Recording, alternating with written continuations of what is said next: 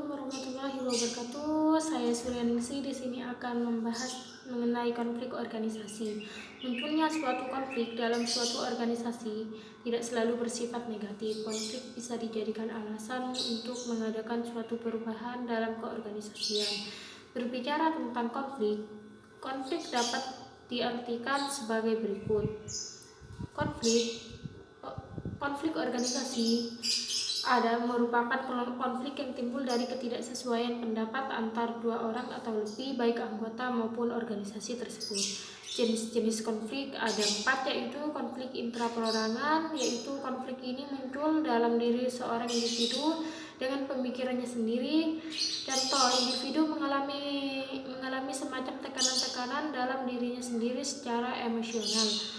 2. Konflik antara perorangan, yaitu terjadi antara satu individu dengan individu lain atau lebih, biasanya disebabkan oleh adanya perbedaan sifat dan perilaku setiap orang dalam organisasi.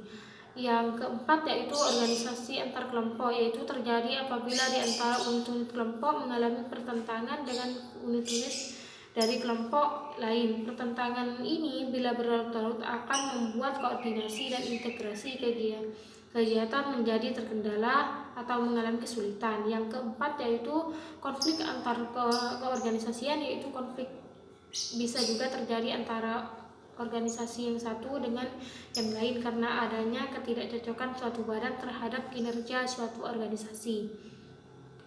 Faktor terjadinya konflik ada 5, yaitu persaingan terhadap sumber-sumber daya yang langka. 2. Ketergantungan tugas. 3.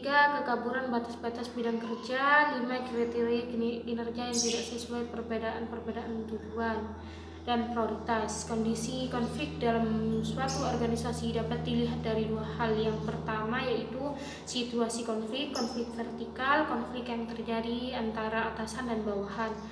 2. Konflik horizontal, yaitu terjadi antara sesama karyawan atau kelompok yang berada pada hierarki yang sama.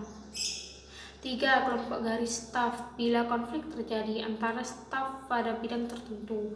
Konflik peranan terjadi bila komunikasi antar anggota tidak kompatibel bagi pemegang peranan.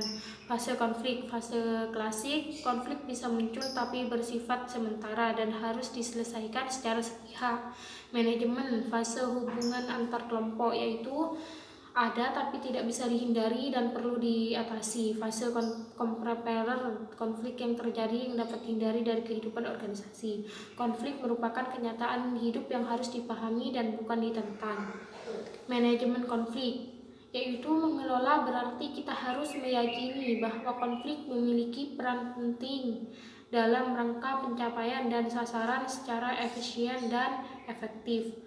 Mengelola konflik perlu skala prioritas agar tidak menimbulkan kekacauan dalam koordinasi dan integrasi antar fungsi atau divisi dalam suatu organisasi. Metode penyelesaian konflik didominasi dan penekanan, yaitu dominasi atau kekerasan yang bersifat penekanan atau otokratik, meredakan atau menenangkan. Metode ini lebih terasa diplomatis dalam upaya menekankan dalam meminimalkan ketidakpastian, kompromi atau pemisahan pihak-pihak yang berkonflik, dipisah sampai menemukan solusi atas masalah yang terjadi. Apritasi, adanya peran orang ketiga sebagai penengah untuk penyelesaian masalah kembali ke aturan yang saat ini tidak ditemukan titik temu antara kedua pihak yang bermasalah. Pemecahan dan untuk mencapai suatu terjadi bukan hanya menyelesaikan dengan cepat konfrontasi, tiap pihak mengemukakan pandangan masing-masing secara langsung terbuka, penentu tujuan atau menemukan suatu tujuan akhir ke depan yang lebih tinggi dengan kesepakatan bersama. Baik, itulah dari saya, kurang lebihnya saya minta maaf. Wabillahi taufiq wal hidayah. Wassalamualaikum warahmatullahi wabarakatuh.